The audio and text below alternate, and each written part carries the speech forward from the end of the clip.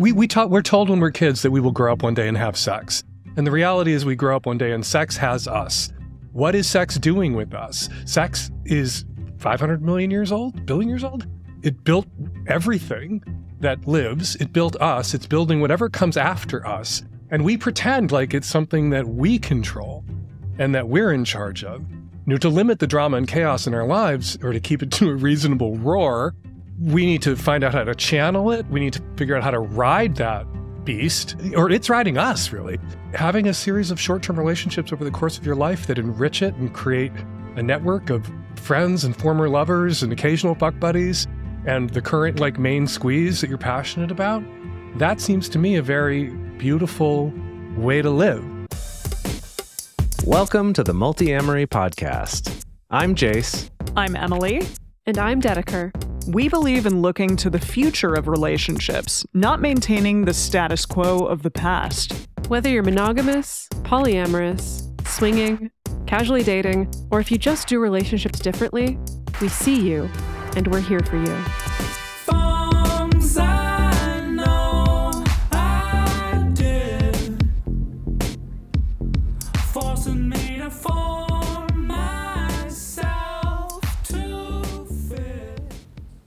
On this episode of the Multiamory podcast, we're talking to the one and only Dan Savage.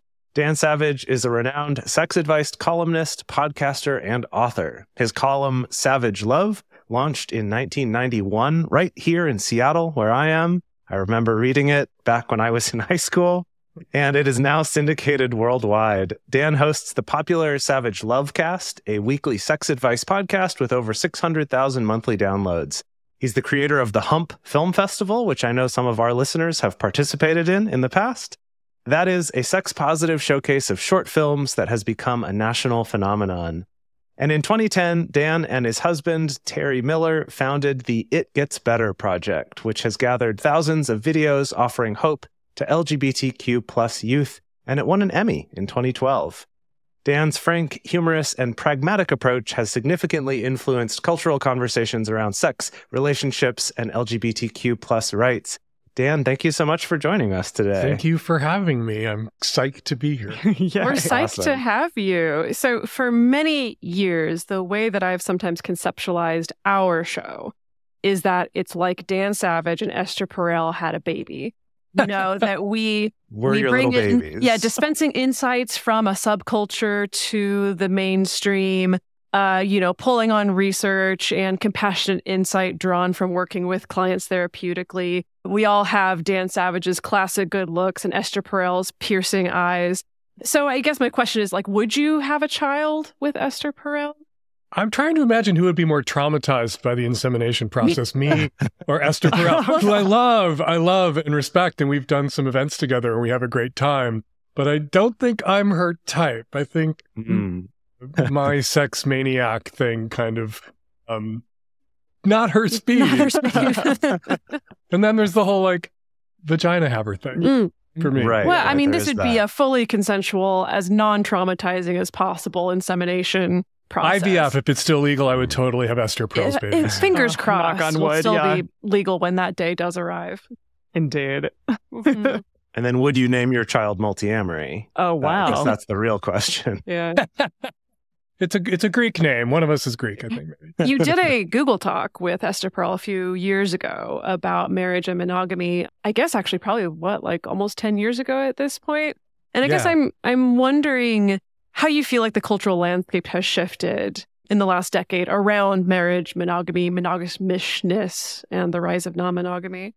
Man, I kind of feel like the world that I wished existed, the conversations I wished people would have, that world now exists and everybody's having that conversation. And I'm a little is this really what I wanted? Mm-hmm. Is it? It feels almost as if the poly open conversation and the ideas, I think, leaping from gay men and gay relationships really to straight ones, I think there's been a great cross-pollinization in how gay people live and straight people live because gay people came out en masse. And we didn't go in for respectability politics. We didn't change how we lived. You can't be gay unless you're kind of radically honest about who you are and what you want, what you're doing. And it was really much easier for gay people to be honest about how we structured our relationships because we were used to being honest. We were used to, I always say, if you looked your mom in the eye when you were 15 and told her you suck cock, saying to your boyfriend, like, I want to do this or try that, or I want an open relationship, and then saying to your friends you're in an open relationship, nowhere near as scary as saying to your mom, I'm gay, and inflicting all those mental images on your mom. So gay people who were in open relationships were kind of out about it. And straight people who were in open relationships, there were far fewer of them as a percentage of the total, and most weren't out about it. So the only time straight people would hear about an open relationship or a non-monogamous relationship or a polyamorous straight relationship was when the non-monogamy or the three-way or the other partner contributed to a breakup. And then everybody would hear about it. And it really skewed everyone's perceptions of how these relationships could work if you weren't gay. And people would think, oh, those only work for gay men. And it just wasn't true. The ones that worked, you just didn't know they were working because you didn't know your straight friends or your parents were in an open relationship or a polyamorous relationship. And now we've seemed to have reached this tipping point where a lot more people who are straight and open or poly are willing to be honest about and talk about and don't want to have to, disappear their partners at Thanksgiving or Christmas because their families are coming, and are writing memoirs about it, like, more. And I think that conversation is great. And I'm a little, I guess, sometimes like, oh, wow, like I wanted, like the Sorcerer's Apprentice, I wanted help dumping this water in the well. And now, oh my God, there's so much help dumping this water in the well. We're flooding the basement. Yeah, well, I want to drill down on that, right? Because when you said that, that you ask yourself, is this what I really wanted? I'm curious about, is it just, wow, I wasn't expecting this level of volume? Is there something else that you're finding just a little bit off-putting about this world now being here? Well, it makes, I think, gay people feel a little less special. Like, oh, you should all be doing this, but you're not going to because you don't have our gay superpowers. And it was like, oh, guess that wasn't really a gay superpower. That was just kind of radical honesty about who you were, what you were doing, how you wanted to live. I think one of the great truths of the last 30, 40 years is that we've seen there's nothing straight about the straight lifestyle. It's just gay people weren't allowed to marry or have kids. And there was nothing gay about the gay lifestyle. It's just that was all gay people were allowed. And now you see a lot of straight people living like gay people were believed to live all their lives until they're 30, 35. Everything that gay people were condemned for doing, the hedonistic lifestyle, short-term relationships, lots of partners. Straight people now do that. You just rename, we called them fuck buddies, you call them friends with benefits, we called it tricking, you called it hooking up. Straight people just changed the names of everything, but kind of adopted the gay lifestyle, proving there was nothing gay about it. It was just that was all that was possible for us. And so all we could do. And that, I remember what the religious conservatives said in the 70s. I was old enough to be paying attention and already realizing I was gay. And it kind of came to pass. Like Jerry Falwell Sr., not Jerry Falwell Jr. cuckold, but Jerry Falwell Sr., odious founder of the Moral Majority, he would say that the problem of gay people was that we were going to put ideas in the heads of straight people about how they could live. And that happened. Yeah. Yes. I mean, I think about that with when gay marriage was legalized in the Supreme Court, and there was that dissenting opinion being like, what's next? Getting married to multiple people? Hope so. And like, whoops, also kind of right in some counties already. And, that's coming. So it is weird to think like, it's not that the fear itself was wrong, but to be afraid of it is the thing we disagree with. And the thing that you are trying to make other people afraid of when that thing arrives, not so scary. I hear a lot of young gay people say, or I've heard gay people say, that there's something assimilationist about gay marriage, and gay people are getting married are betraying the spirit of gay liberation and blah, blah, blah. And that's just bullshit. Nobody I know who's gay and married is monogamous. Nobody I know who's gay and married and not monogamous lies about it or feels like they have to hide it. We're getting married as ourselves on our own terms. We assimilated marriage into our gay lives, proving that one of the things they said when we were fighting for marriage was gay people were trying to redefine marriage. And the reality was straight people had already redefined marriage, because marriage about 60, 70 years ago became whatever the two married people in a marriage said it was. And it could be religious or not, kids or not, for life or not. It was whatever they said it was. The wife could be submissive to the husband, or the wife could be a femdom. Whatever they said it was, it was. And that's why they could no longer exclude same-sex couples from marriage, because straight people redefined it in such a way that gender roles no longer defined marriage. And so you couldn't make a non-biblical bullshit argument to exclude gay couples from marriage as straight people redefined it and practiced. So I'm jumping back into non-monogamy after having been in a monogamous relationship for 9 years. And I keep questioning, like, what is it about non-monogamy that I find so attractive? And part of me sometimes just wonders, is it simply that I want novelty in relationships? And I tend to be a person that often will jump in really intensely and quickly and like fall in love really quickly. But then I also find myself falling kind of out of love pretty quickly too. And so sometimes I think from listening to some of your interviews in the past, I have a question for all of us. Like, what is love? And is it even possible to love someone and have a good relationship with them, but not necessarily be like deeply, intensely in love with them in the way that many of us think that is? That's an easy question. Okay. Who'd like to go first? No. Yeah, no, it's not. Oh, boy. How do you define love? Yeah. And do we each of us have a different definition of what it should look like, what it should feel like, and what it means or portends for a future? And is it not love if you love passionately, quickly, and temporarily? Does that mean it wasn't love, or does that mean it was a different kind of love with a shorter shelf life, but it's still valid? And, I just think it's just really hard to tease out what it is about us as individuals, as humans, and what we need, and where socialization ends, biology begins.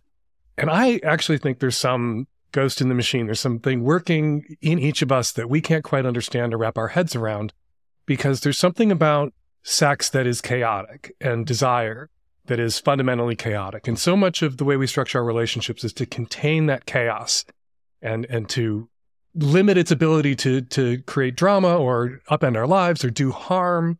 And I think that different people have different needs around chaos, drama, variety, sensation seeking. And I think that's not character failing. I think actually that there may be a evolutionary something or other deeply at work, because some of us are driven to have multiple partners, multiple sexual experiences, seek out variety and novelty.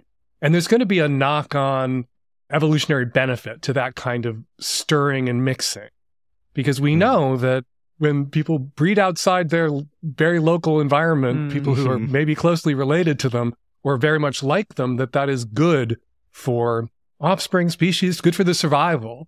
And this is the stuff where I get like really like stoned in my dorm room in my head. Oh, yes. No, bring it. We love it. Yes. We love it. Because sex is bigger. We're told when we're kids that we will grow up one day and have sex. And the reality is we grow up one day and sex has us. What is sex doing with us? Sex is 500 million years old, billion years old. It built everything that lives. It built us. It's building whatever comes after us. And we pretend like it's something that we control and that we're in charge of. To limit the drama and chaos in our lives, or to keep it to a reasonable roar, we need to find out how to channel it. We need to figure out how to ride that beast. But it's the beast, and we're riding it, or it's riding us, really. And yeah, like you jumping back into monogamy, there's a certain amount of variety and new experiences you want, and you want these loves that burn fast and quick. And some people would look at that and say, well, you're damaged somehow, or if you can't make a long-term commitment. One of the things I bang on about all the time on my show is we talk about LTRs and reify them and put them on a pedestal. And I think we should also talk about STRs, and they can be successes and they can be very rewarding. And if you know that you're the STR type, if you're honest about that, and you're not taking advantage of the assumptions someone might make about you wanting an LTR like most people want an LTR, then having a series of short-term relationships over the course of your life that enrich it and create a network of friends and former lovers and occasional fuck buddies and the current like main squeeze that you're passionate about, that seems to me a very beautiful way to live.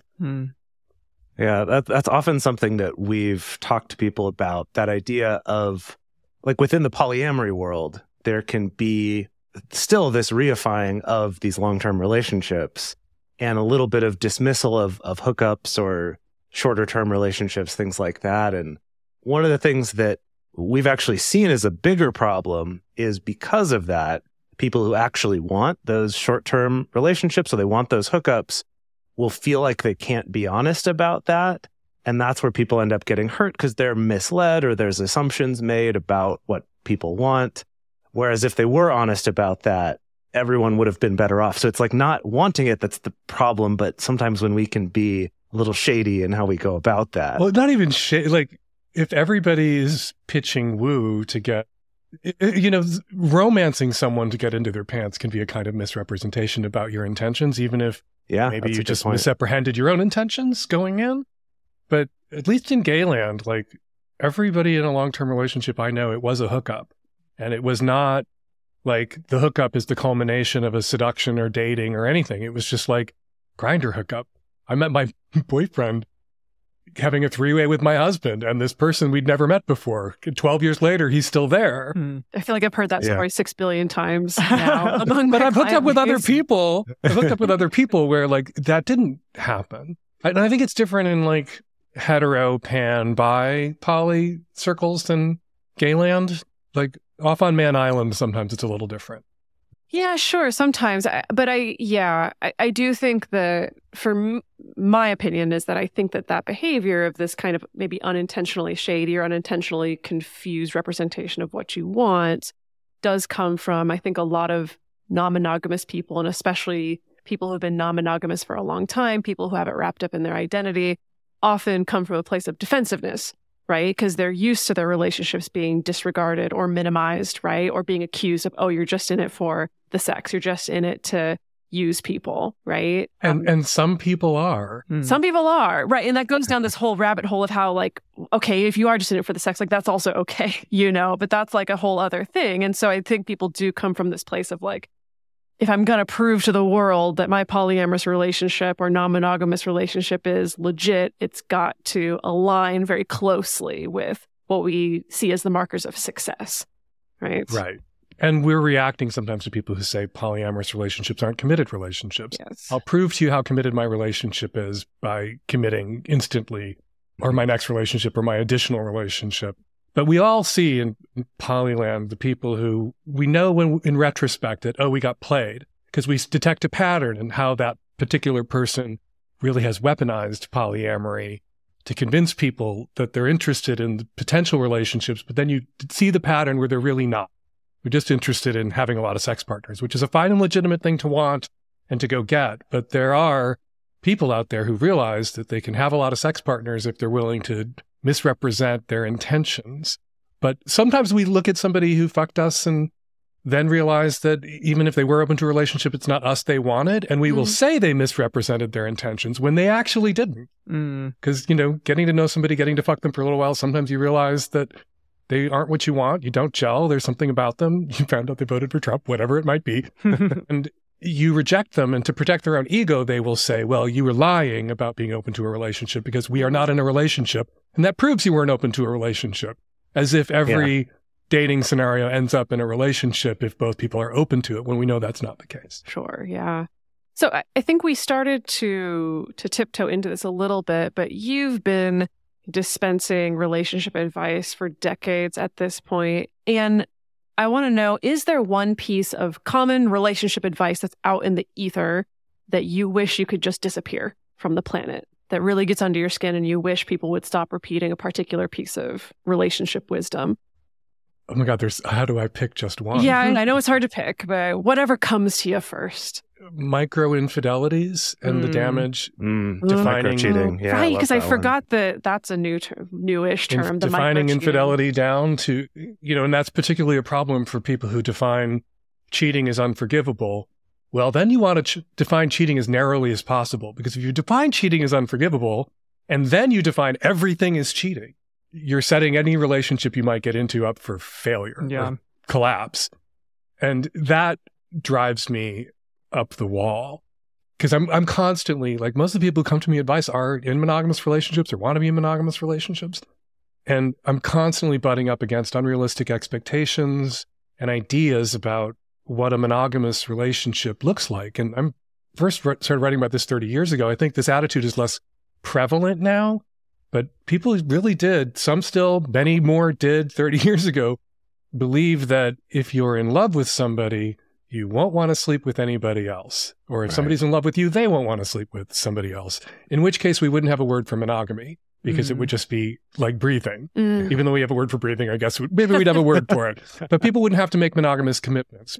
And monogamy wouldn't be the struggle that we all know it is for monogamous people. And so you get this thing in relationships where people police their partner for evidence of what they should just accept is true.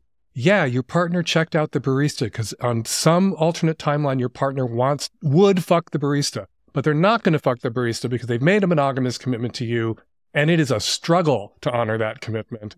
And, as I say all the time on my dumb show, if you're with somebody for 50 years and they cheated on you twice, only 2 baristas in all that time, they were good at monogamy, not bad at monogamy. And I think the piece of relationship advice I really hate the most is if somebody could cheat on you, they never loved you. Because I just took a call on my show this week from somebody calling about her mom who found out while her husband, the caller's father, was on his deathbed that he'd had an affair. And he was no longer able to talk or converse. And her mom now believes that their entire 30, 40-year marriage was a lie. And that he never loved her. That's how the narrative goes. And it's just, that does such psychic damage to people. And we pump that into people's heads knowing that, most monogamous commitments are going to, at some point, be touched by infidelity, touched by the angel of infidelity. And we should encourage people to be resilient and to take the relationship in its totality and to know that their partner is human and fallible and that cheating can happen for all sorts of reasons. And the reason isn't always they didn't love you. Often I think rarely that's the reason. Right. Do you think that that's why so many young people these days are more open to the possibility of non-monogamy? Because they realize, shit, like my parents or a bunch of people that I know or just society in general clearly knows that infidelity is a thing that is probably going to happen. And so why don't I just kind of shift more towards a place where non-monogamy is okay in general and be okay with it, or figure out ways in which to be more honest and open about what it is that I want? I think it may be, although there are some people who watch their parents divorce because of infidelity and adultery, and they quintuple down on the importance of monogamy. True. And there are some people who watch that happen and think the monogamous commitment, especially one as rigid as that, may have been the problem. Right. It's the whole model or compensate thing that we do with our parents. Yeah. Yeah. And it's funny because I was definitely in that more doubling down on monogamy way of thinking about things for the first 20-ish years of my life. And then now I'm completely on the opposite side of that for the last 20 years. And so one of the paradoxes in this conversation around monogamy and polyamory is that monogamous people always believe polyamory or any degree of openness is fundamentally destabilizing. And because they often don't know people in open relationships, they don't get to see how stabilizing a force non-monogamy, some agreement, mutual agreement about outside sexual contact and when and how that might be permissible can stabilize a relationship because it diffuses the bomb that blows up so many monogamous commitments. And monogamy is really binary, especially the way a lot of people define it. And so I can't remember the name of the sex writer. Like, I found this quote. It's in one of my books. I quote her and I credit her, but I can't now credit her. But she said, every monogamous relationship is a disaster waiting to... Whoa. Wow. That's a bold statement. Now, we've all seen polyamorous relationships go tits up. We've all seen... I don't know what you're talking about. I've seen poly disaster. I've experienced poly disasters. But it's not... I think our relationships are stronger. And there's if I can go off about one of my favorite studies out of the Netherlands looking at marriage, because they've had same-sex marriage the longest, and they looked at lesbian marriages, gay marriages, and heterosexual marriages.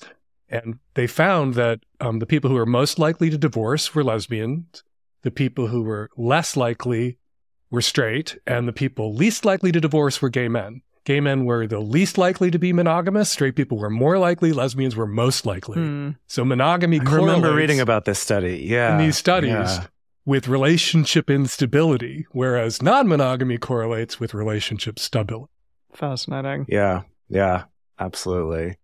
So something on this subject of love and sex and all of this, I think that you on your show talk about sex a lot more than we do on our show. And so I'm curious for your insights on this, but I know that years ago I was trying to explain to a friend of mine about relationship anarchy. And was kind of talking about...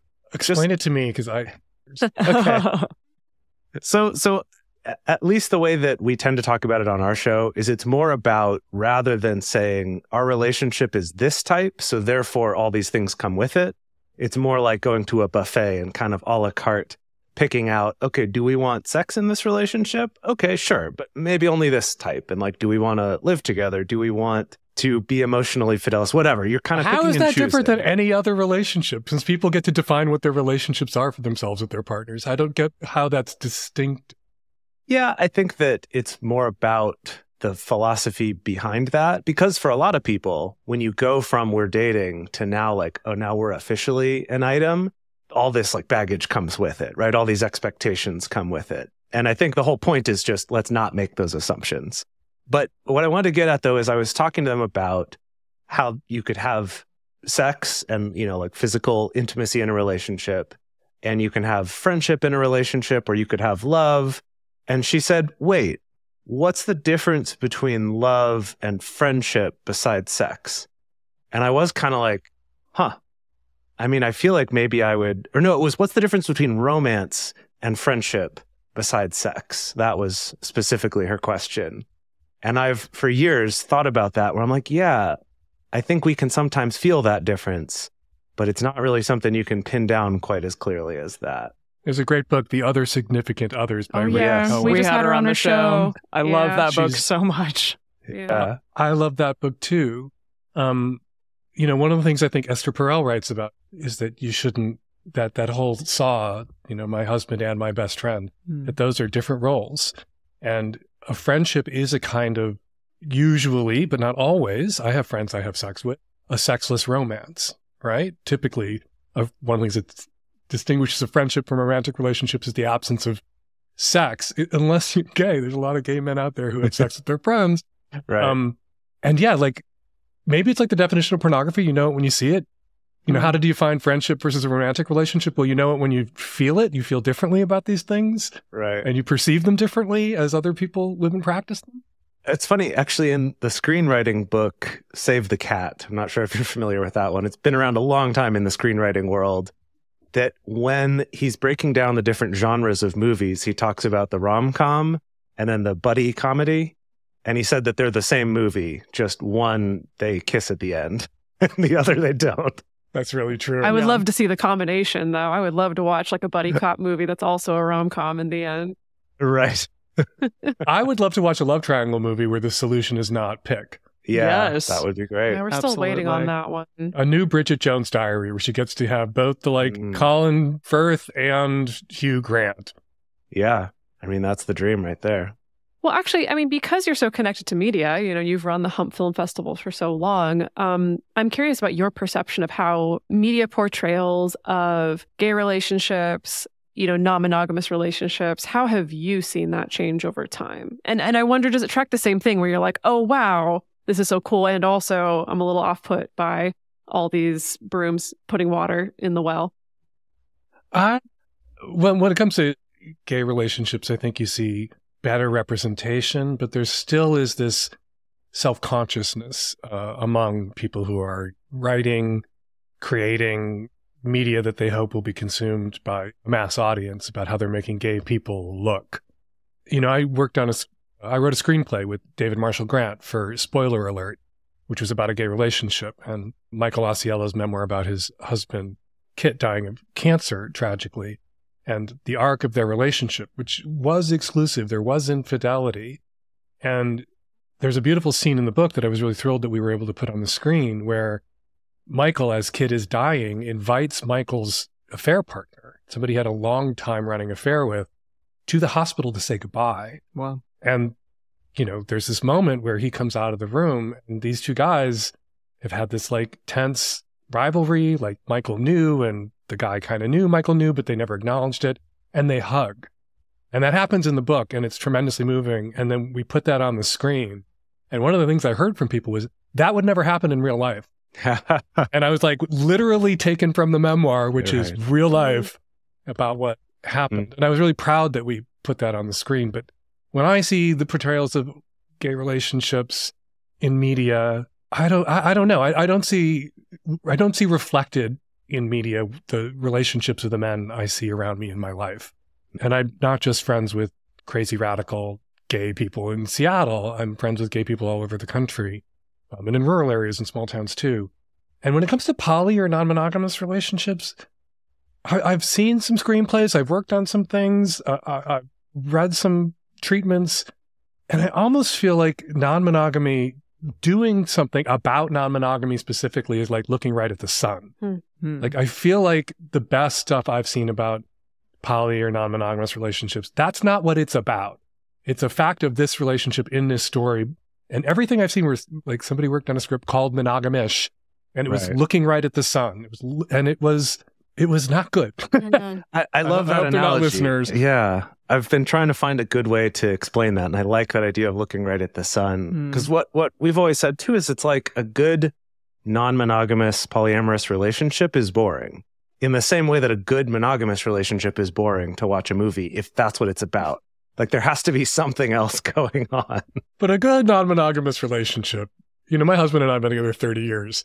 We have an adult child that we raised together. Most couples, married couples in our position, are kind of like waiting around to see who's going to die first. And Terry and I are just like, we have so much to talk about, so much to process. And even when we're in conflict, and sometimes we are in conflict over committed relationships to our boyfriends, and that can bring us into conflict with each other. And, the relationships between various metamors and extended poly things like we're doing can be tense at times too. Whatever else, we look at Terry and I look at each other and go, even when we're fighting, one of us will say, we're not bored. Not just waiting for one of us to die. And it's like, yep. There's a benefit. There's a perk to this. Like you were saying, like the non-monogamy, Emily, it keeps you new experiences, variety, this kind of like churn. And it's not just about like new holes to come in, but like new people to get to know and new like eyes to see the world through. 100%. Yeah. Experiences, almost to have vicarious experiences. My boyfriend's 22 years younger than me. My husband's boyfriend is 30 years younger than me. Wow. They have kept me young. Yeah. And like, I know who Chapel Roan is, and my 60-year-old gay friends have no idea. And I can hum a couple of her songs because they've been playing them nonstop for 6 months in my house. Wow, what a good strategy to stay connected to the young folks. Yeah, and you get to suck them off too. It's like, what could be nice better? I did want to touch on that a little bit. Like, there's sort of a precariousness in new relationships. While they can be so fun and exciting and make you feel so good, it's also that question of like, but they could go away at any time. And there's like this lack of feeling as though it's secure in a way that long-term relationships are. And I've felt that sort of back and forth weird dichotomy of, okay, I am simultaneously in a new relationship and in an established relationship. And the emotions and kind of the whiplash that come with that is really challenging at times.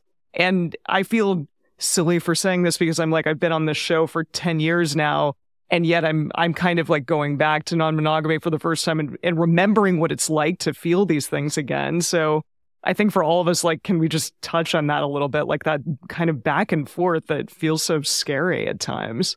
And to watch your long-term partner go through that. Yeah.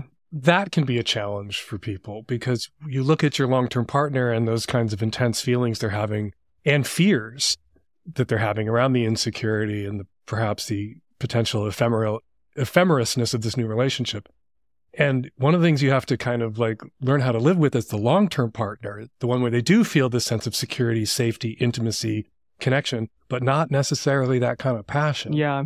As you're watching your long-term partner have feelings for someone else that they don't have for you anymore, can never have for you again, but had for you once. And that's to like let your partner have that with somebody else.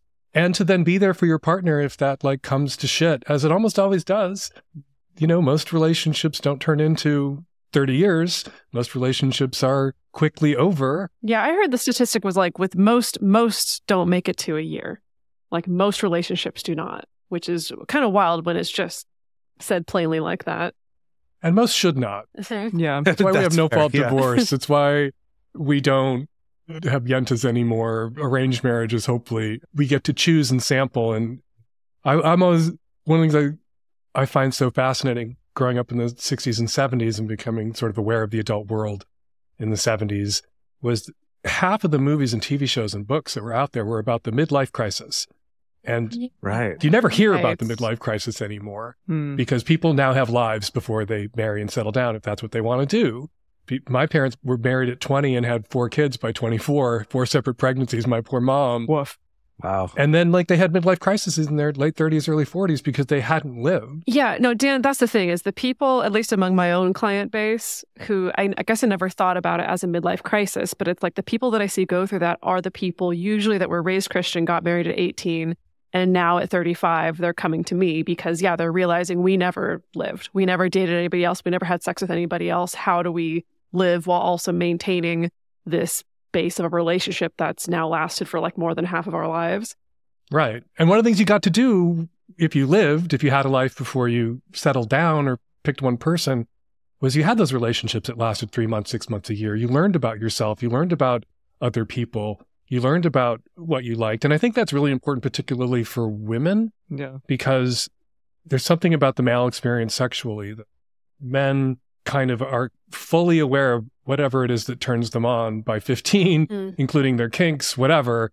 And because of socialization or something essential, something about nature and female sexuality in a way it's revealed differently or experienced differently, I think those sexual awakenings or discoveries come later in life for women.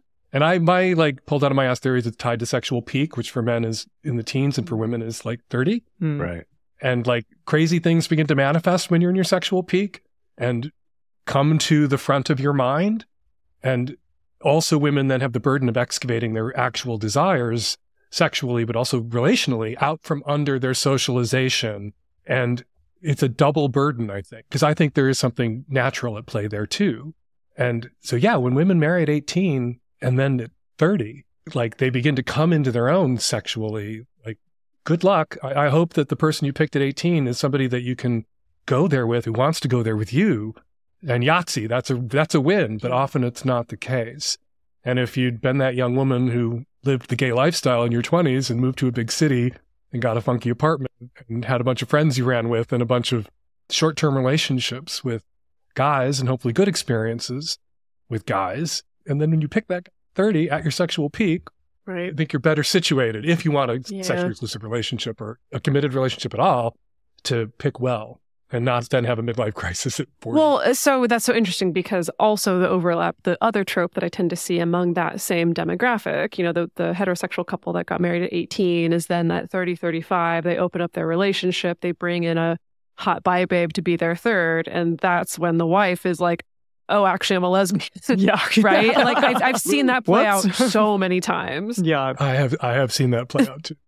Yeah.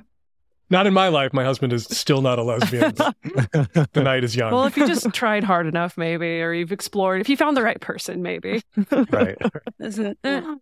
Okay, so I'm so sorry that this question I'm realizing right now is almost like a little bit of a homework assignment.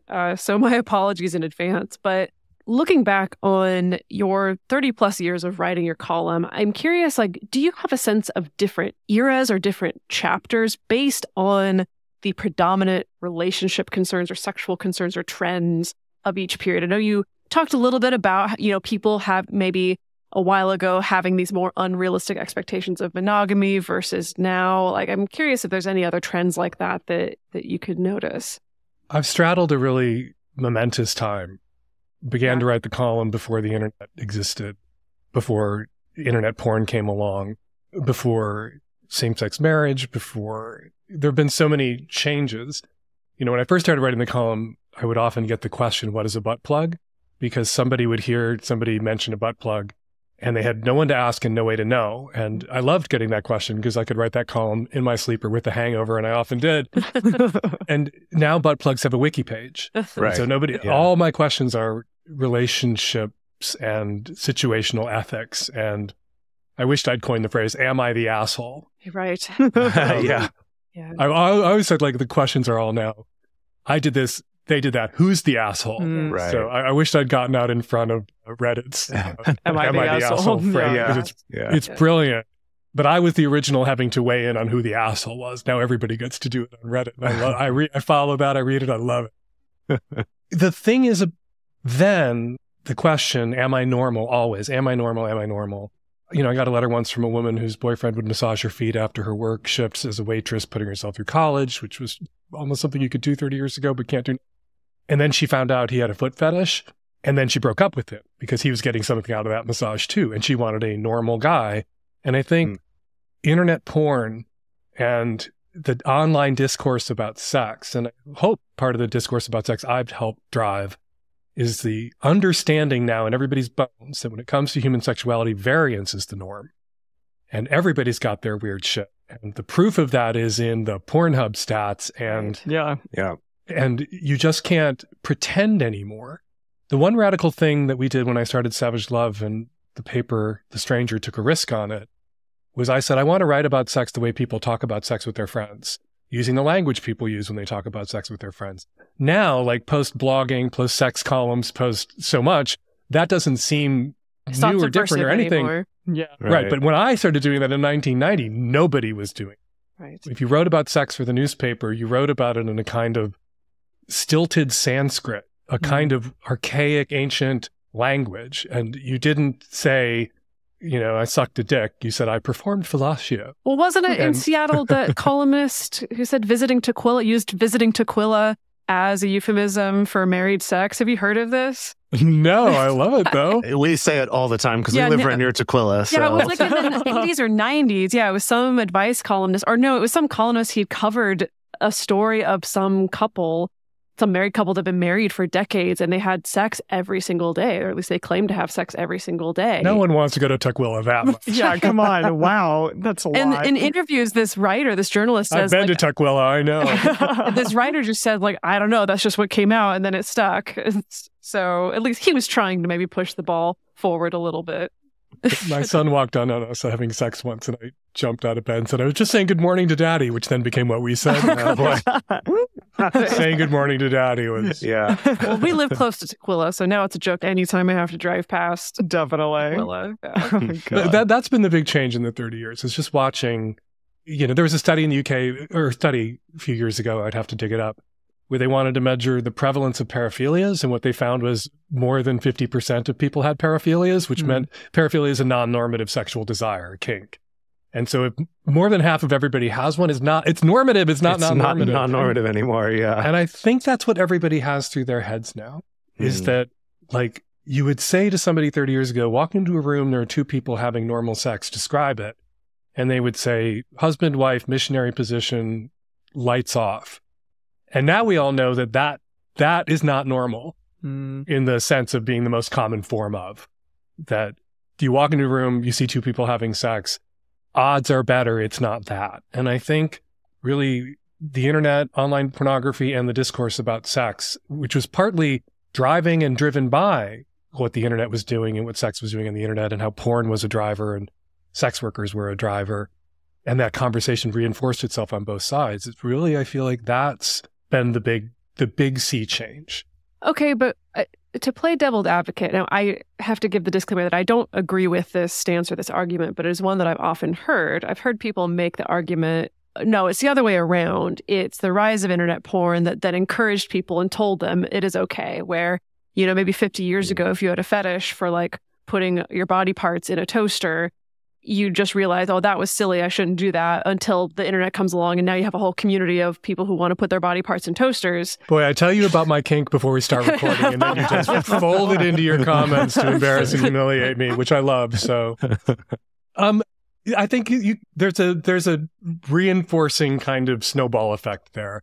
And you look at, I think Debbie Herbenek at Indiana University has done great research on choking and its ubiquity and how it's been widely adopted. And it really was porn that kind of mainstreamed it and shaped people's expectations around it and normalized it in a way that's very dangerous. And for some people, potentially traumatizing, although some people like it. Like some of the people who have been traumatized by choking are people who were asked to do the choking by a sex partner, not just people who sprung the choking on a sex partner. And yeah, that was porn. And yeah, it has had these knock-on effects and this back and forth, but there was nothing entering the porn pipeline that was a creation of porn.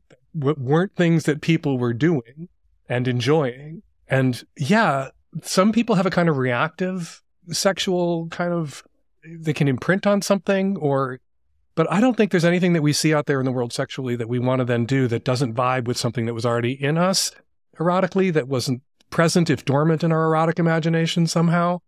And so while I do think porn can have a negative impact, or it can script things for people that they need to be more thoughtful about engaging in, especially around consent and safety. Oh. Toasters, yeah, you don't want to put your genitals in just any toaster. Some of them are sharp. Porn is a reflection of, but it also is a distorting mirror. Why is it that even though you can find just about anything that you possibly could ever want on the internet, and that has brought so many people together now in terms of, we have communities that are toaster fetishists and spanking and whatever, and yet I feel like the discourse now is that young people are not having as much sex as our generation and above did and does still. So why the hell is that happening? Why are people not having sex? The internet can be isolating. You know, one of the things when I was in college, there were the anti-porn protests that would say porn is the theory, rape is the practice. And then we watched as different states got online and internet porn came to different states.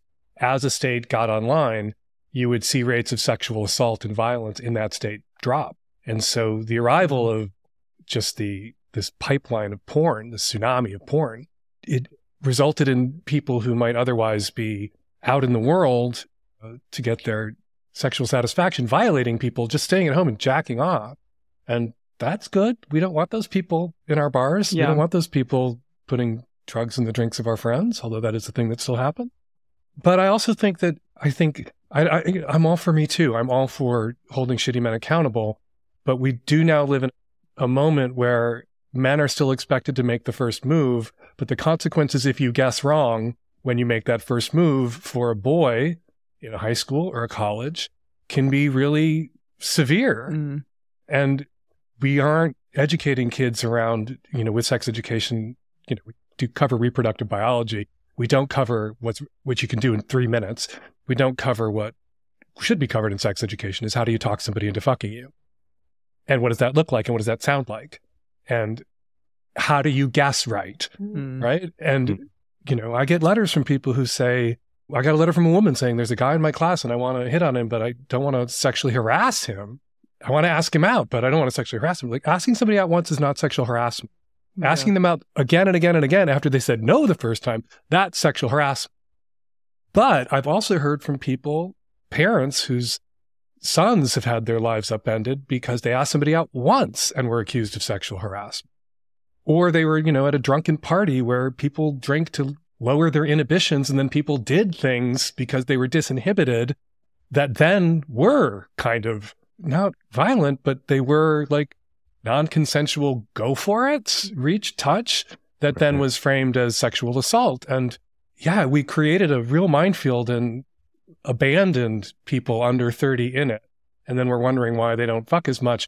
But we're also looking at the fucking that we were doing, those of us who are older and middle age, we're looking at the fucking that we were doing at 18 and 20 with the benefit of hindsight and with rose-colored glasses on. Yeah. Mm. And a lot of that fucking wasn't great. And a lot of it was clumsy and awkward. And if there's less sex because there's less clumsy, awkward sex, I'm for less sex. Mm. But it is a problem that there are people out there who are very deeply frustrated, who don't have sexual partners, who've never touched anybody, and don't know how to find it. And because we socialize men and women so differently, you've got guys now, guys who are being thoughtful about it are the guys who aren't approaching because they don't want to do anything wrong. They don't want to hurt anybody. They don't want to get accused of sexual assault. So then you have a self-selected group of Andrew Tates who are going for it because they don't care. Yeah. And it's really warping the sexual landscape in ways that we're going to need the kind of sex education we will never have in this country to correct for. Right? Yeah. I mean, all of that hits home very hard. I know that even for myself as not a young person who was not, who I guess was in high school before we had the internet. And I still struggle with that. Like, that's a big part of why I just haven't dated since 2019. And even then it was like people that I already knew, just because it is a little bit of this minefield of like, if I'm doing all right, it's maybe just safer to not. And that's sad, because then you don't have those kinds of experiences and you don't make those kinds of connections that sex can make, the chaos of sex can make. I do feel like we need a two-pronged approach where we tell people hitting on someone more than once, and you hit on people with your words, you don't lunge at people, you ask, is not sexual harassment. And you have not been sexually violated if somebody asks if you are interested or want to. They keep asking, well, then you're being harassed. But there's an old Tina Fey skit from Saturday Night Live, and it was like, yeah, that's kind of it. Where, what's sexual harassment in the workplace? It's when Fred Armisen asks you out. What isn't sexual harassment is the workplace is when, I forget who, like the hot male football star actor was the other guy. Right. When he asks you out, that's not sexual harassment. And that's not a good example. That's a default setting. Well, what's so funny is, Jace, I think last year you took me to Queen Anne, to like your old neighborhood there where you used to live when you were like in your early to mid 20s or whatever. And you took me to this park where you're like, yeah, like I used to bring dates to this park or whatever. And I was grilling you all these questions because you were dating at that time, before dating apps and even before dating websites, right? And so I was like, how did you meet people? And you were just like, I don't know, I just like talked to someone I found was attractive in the cafe and like asked them out. And I was just like, what? Like, you would just ask someone out in person? Like, just on the street? Right? Which it's so mind-blowing to me now, even though it was not that long ago, that's just kind of how it was, right? Yeah. That there was that risk. However, I think that, Dan, what you're describing is there is still this big gap between like the way we socialize men and the way we socialize women as far as expectations around sex, courtship, flirtation, romance, dating, hookups, all those things. That when I think about my experience as a woman, that if a guy does randomly approach me and ask me out, there is all this socialization that dictates it is safer for me to assume he's not going to take the first no for an answer. Like, it is safer for me to assume he's going to be persistent, right? And then that creates in me a sense of like, oh, if a guy's asking me out and if I'm not into it and not feeling it, like, I really need to push back against it. Because like, just my no thank you is not going to be listened to.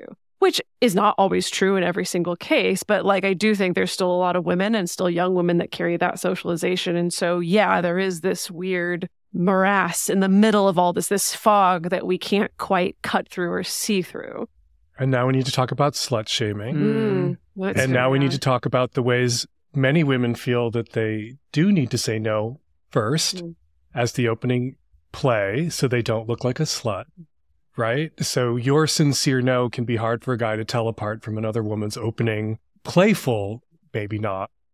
And yeah, it's the way we socialize men, the way we socialize women is to set heterosexual relationships up for failure.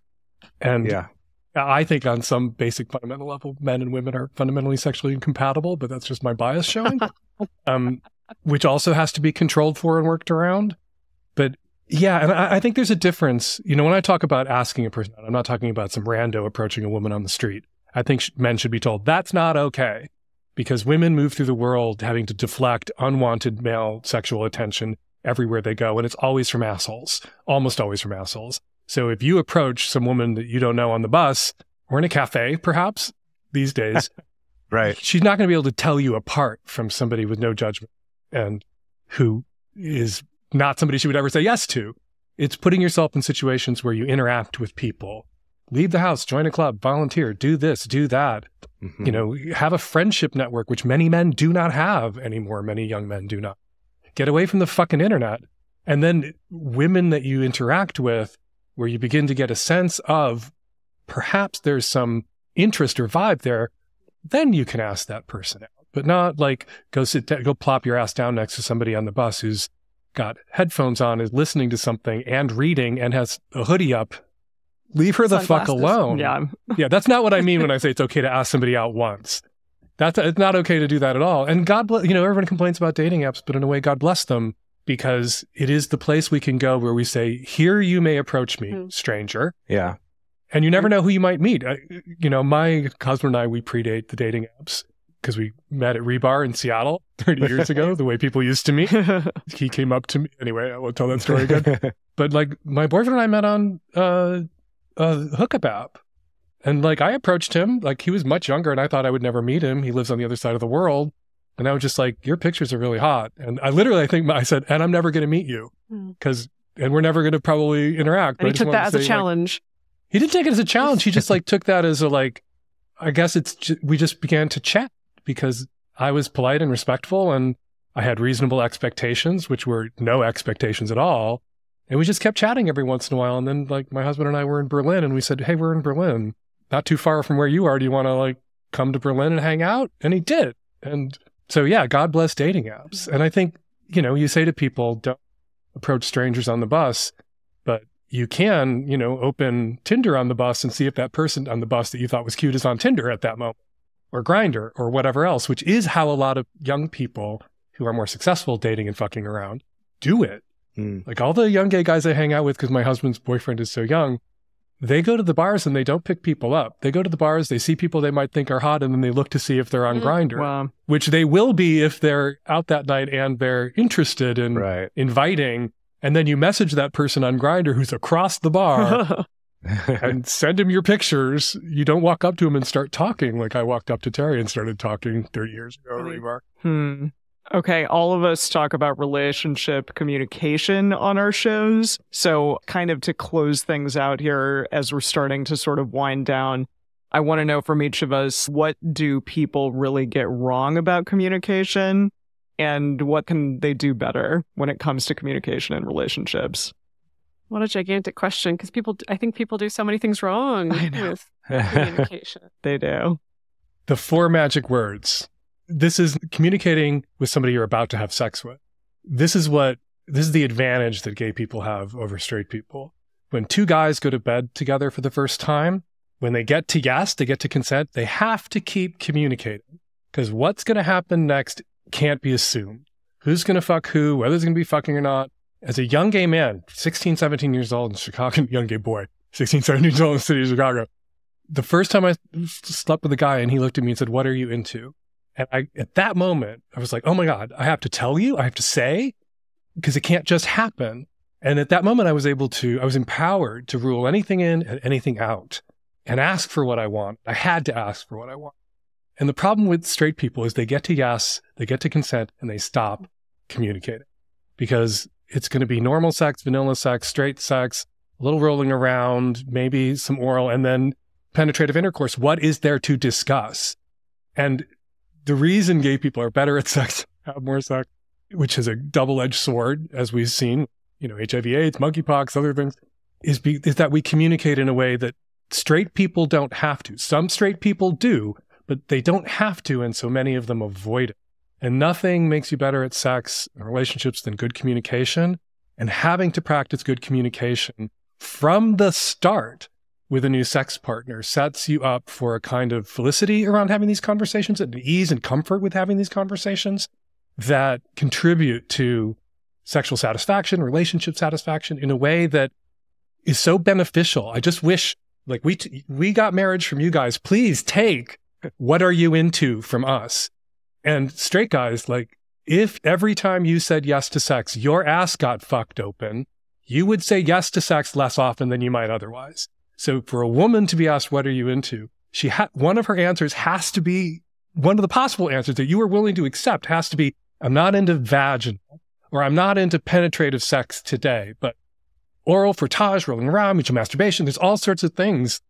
Every what are you into conversation between gay men doesn't end with somebody getting fucked in the ass. It just doesn't.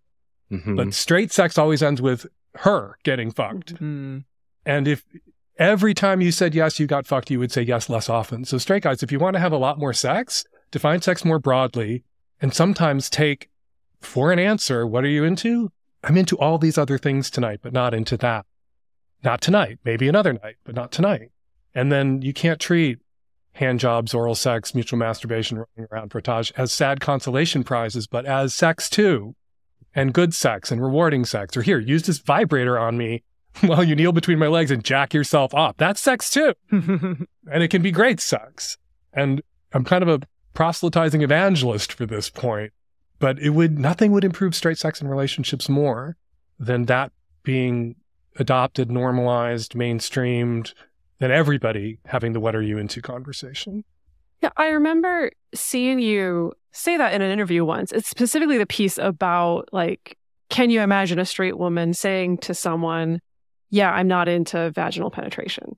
Whether it's I'm not into it tonight, or it's like, no, I'm not into it ever. That's just not what I do. But everything else. I'm not a bottom is right? one of the right answers for gay men. That's so mind-blowing to us culturally. And I know for me, I think over the past five-ish years or so, I've definitely been in, I think, a big transformation about my attitudes around sex. It's shifted to be a lot more like pleasure-oriented and rather than performance-oriented, and much more oriented around, what do I actually want? What does my body actually feel like today? And then communicating that, whether it's weird or non-normative or anything. And I mean, I don't want to, we already covered ground with kind of, the way that women are socialized. But that's why I said earlier that I think excavation is such a good word for it, that I think a lot of women are having to excavate out from underneath all these layers of socialization and expectation. And this sense, I know for me, when I heard you first say that, like way back in the day, that the first thing that struck me was like, oh, is that actually an option? Like, I can actually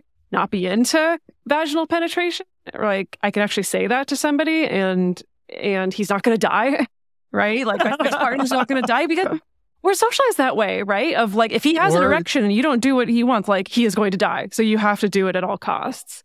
Or more horrible to contemplate. Yeah, exactly. The fear women often negotiate in that moment. If I say no to him, is he going to kill me? Yeah. Or is he going to hurt me? Is he going to react violently? Which is something that any decent sex education would pound into the heads of men who are interested in sleeping with women, whether they're straight or bi, is that it requires a kind of solicitousness and awareness that most men coast along for years and years and years before they realize. Often it takes a loved, intimate partner sharing their story of sexual violation for it to really come through to a guy. And that should be something we talk about in sex ed in a way that it doesn't paralyze people. Yeah. I just wanted to say on that, I think that to add to this communication piece, something that I often encourage men to do specifically, I think this is good for everyone, but is to, if you are going to be the one to ask for something, to, in the way you ask it, try to make it clear that no is an okay answer to give. And it's possible to do it in a way that kind of shows like that's also possible, even just saying, and no is also fine. To, maybe they still won't trust you. Society's going to encourage them not to, but there can be a lot of freedom in that for the other person to go like, no, and then to actually follow it up with a, thank you for taking care of yourself. The only thing I would add is encouraging people who are being asked about something that they've never thought about doing or wanted to do of their accord to not lead with a no. Just drop the N. Go with an O instead of a no. Because it can be hard for people to ask for what they want. They may have been dumped before when they tried to bring it up, whatever it is. And you get into dicey territory when you tell people, like, sometimes you should do in bed something that you didn't want to do.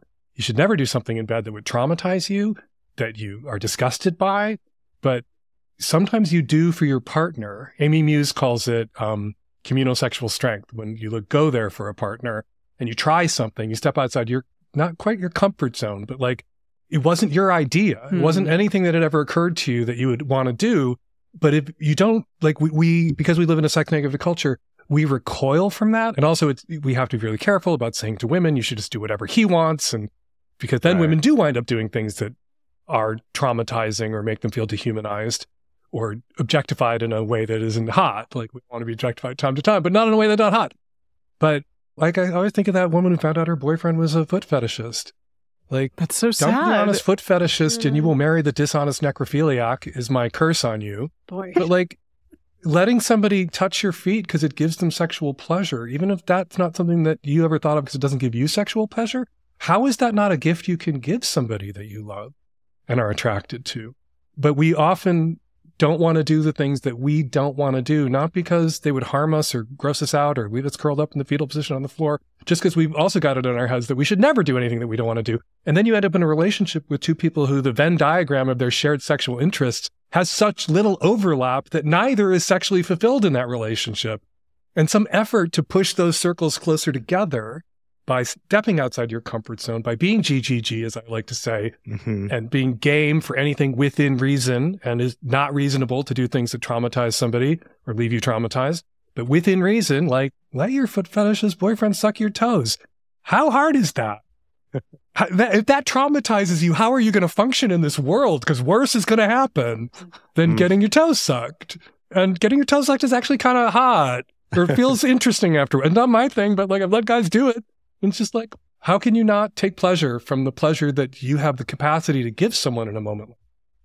And if you can't take pleasure from your capacity to give pleasure to somebody you care about, who gives you pleasure, who is solicitous about your interests and needs too, you're cheating yourself out of a lot. I guess mine would be, and as I've again left like a long-term relationship and tried to figure out now like what it is that I want, if you can get clear on what it is that you're hoping for in your relationships, whether that be trying to find someone long-term, trying to just be monogamous or non-monogamous, trying to just find your next hookup partner, that you're upfront about that with the person that you're going to start dating, but then also understand that there should be some flexibility there.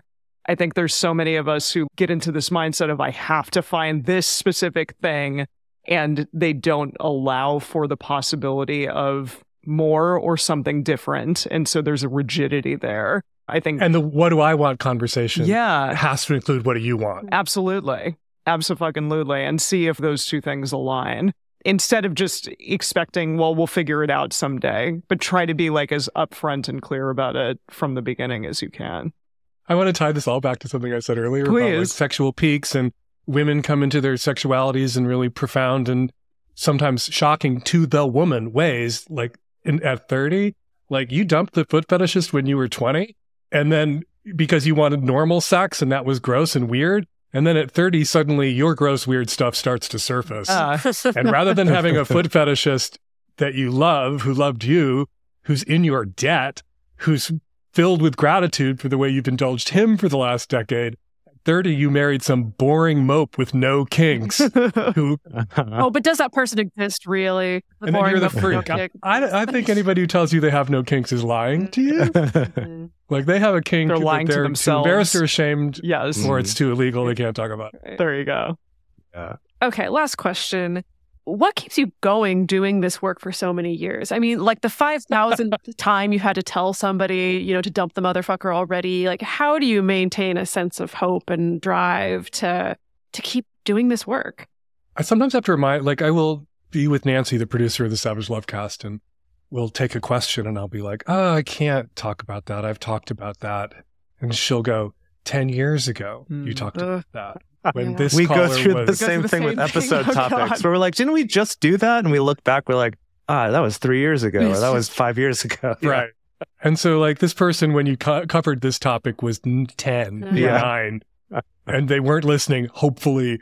And so I try not to be too self-conscious about like sometimes repeating myself. I remember when Emily Yoffe, who wrote Dear Prudence, signed off after like 9 years. And she said, I've said everything I have to say. And I was already 20 years into Savage Love at that point. Wow. Yeah. I just feel like it's such a great gig. I'm Ann Landers. This computer is propped up in the Ann Landers Encyclopedia, which I have read and referenced on in my work. Like her column had to be pried from her cold, dead hands. And that's how I feel about having a successful advice column. Like, I'm going to die writing this column. It's too much fun. It's too interesting. The trust people demonstrate in me, or the faith they have in me when they write to me, even though like sometimes I'm wrong and people like take a piece out of me, which I welcome, because I've learned a lot writing my column. It's not just me coming down from the mountain with the tablets. It's a conversation. It's just such a great gig. I couldn't understand how anybody could walk away from it. And so I never, ever will. I will be carried out in a box. And I love it. I love it. The only thing I don't love is I used to get, because the column's so old, I used to get descriptions of, people would write me and say, I'm too embarrassed to go to the doctor. And then they would describe the sore in their anus or their vulva. or their penis. Oh. And I would have to print this letter and say, I'm not a doctor. You still have to go to the doctor. You just delayed going to the doctor. People don't write the descriptions anymore. They just take digital photographs and enclose them with their email. I'm too embarrassed to go to the doctor. Not too embarrassed to stand on a sink in my dorm room, bend over, take this picture. Send it to Dan Savage. Right. Send it to you on an unsecured server with my real name attached to it. Not too embarrassed for that. Please tell me what this is. Write these people back and say, I don't know what that is. Go to the student health center. Go to the doctor. Yeah. Well, we're lucky. I don't think we've gotten any of that in our line of work. No, not yet. Yeah. Please don't. Don't take that as an invitation, anyone listening. It makes it impossible for me to read the Savage Love mail in a cafe or on an airplane. Right. Yeah, Yes, that makes sense. For sure. Yeah. So normally we've put a question on our Instagram stories every single week that's usually tied to something about the episode where people can essentially answer anonymously. If you can't think of anything, that's totally fine. But we like to offer, like, if there's one thing you'd want to know how the Multiamory audience feels, would you have any questions you want to pose? Yeah. Do you feel there's something illegitimate or abusive about hierarchical polyamory? And are you so deluded as to think that there are non-hierarchical polyamorous relationships? Oh, Dan, we've covered that ground so much, and our audience will have a lot to say. Because I really want to stick it. I really want, because I don't believe there's any such thing as a non-hierarchical polyamorous relationship. And I think people get hurt when they have to pretend or they're conned into believing. That's often something we've talked about. Even just recently, we were talking about that on an episode of like the harm caused by people thinking they're not allowed to have it. And so they try really hard. It's kind of like we were talking about with the pretending as if you're interested in a long-term relationship because you think that's the only thing that's acceptable to want when really what you want is hookups. I feel like hierarchy can fall into a similar thing. But boy, people are passionate on the other side of that. Yeah. My husband's boyfriend was new. And like Terry and I at that point had been together 25 years or 24 years. And somebody said to him, you have to insist it's non-hierarchical. I was just like, oh no, that's not happening. Like we'll grow together in time and things will get more equal, but like I'm the fucking husband. Right. Like we can't pretend that Terry and I haven't been together for a quarter of a century and don't have shared property and other ties to each other that you can't compete with, pretty twink. Sorry. and we're not going to lie to you and pretend that you can, because that would be dishonest and us being manipulative. We would be selling to you an idea of the relationship you're in that's fundamentally untrue. That's my problem with when I see people who say they're practicing hierarchical polyamory. They almost always are practicing hierarchical polyamory. They're just lying about it. I think it comes down to a language problem, honestly, because what I'm starting to see is that, like, when people say hierarchy, it's collapsed into, if you're practicing hierarchical polyamory, that means all of the, like, horrible, toxic, controlling, power dynamic behaviors that people have fallen victim to, you know, when they're, like, the unicorn hunted by a couple or whatever.